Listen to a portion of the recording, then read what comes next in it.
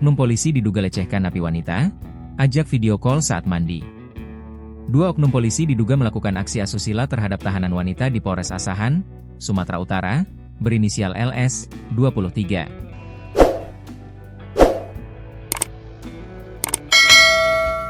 Kedua terduga pelaku adalah Kepala Tahanan dan Barang Bukti, Kasat Tahti, AKPS dan Kanitsat Narkoba Ibda S.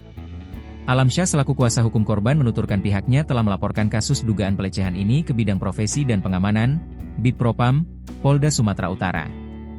Selama klien kami menjalani masa penahan di Satres Narkoba Polres Asahan, ternyata menurut keterangan klien kami mengaku dilecehkan, ujar Alamsyah, Kamis, 15 Mei 2025. Ia mengatakan korban dilecehkan oleh dua polisi.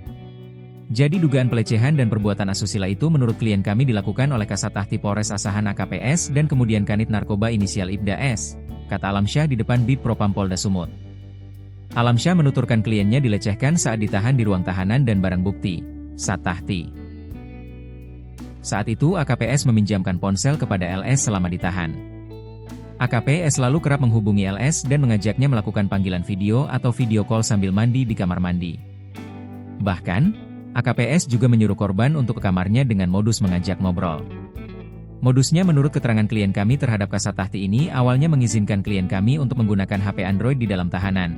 Tapi ternyata sembari memberikan HP, ada niat yang tidak baik yang dilakukannya, ungkap Alamsyah. Ia menuturkan kliennya juga sering dikirimi pesan tak sopan oleh terduga pelaku. LS juga sudah mengaku sudah jadi istri sah orang lain. Dia melakukan chat atau video call dengan klien kami dengan bahasa yang tidak sopan. Padahal berulang kali klien kami menjelaskan bahwa dia berstatus seorang istri sah orang, tapi ternyata juga Kasat Tahti tetap menjalankan aksinya melakukan perbuatan tidak bermoral, sambungnya. Sementara itu, Ibda S melakukan pelecehan secara langsung terhadap LS. Ibda S melecehkan korban dengan menjemput LS dari ruang tahanan untuk memeriksa ruang kerjanya. Di ruang kerja tersebut, Ibda S diduga melakukan pelecehan dengan mencium dan mengajak korban berhubungan badan.